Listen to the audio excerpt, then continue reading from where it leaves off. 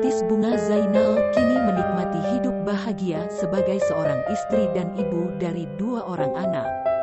Pemilik nama Bunga Nur Laila Marta Sari Zainal Fasri itu kerap mengunggah potret harmonis keluarganya di media sosial. Namun ada saja warganet yang berkomentar jahat pada Bunga.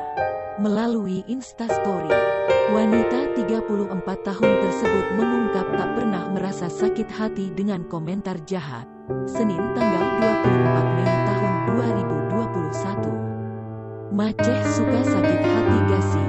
Karena netizen yang selalu menilai dari luar.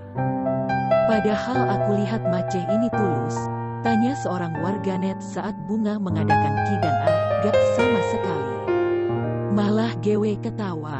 Soalnya yang komen negatif kebanyakan mukanya kayak celepuk. Tahu kan celepuk? Itu loh bun, muka sama leher belang terus mukanya putih pakai bedaknya sekilo. Jawab Bunga Zainal sembari menyertakan emoji tertawa.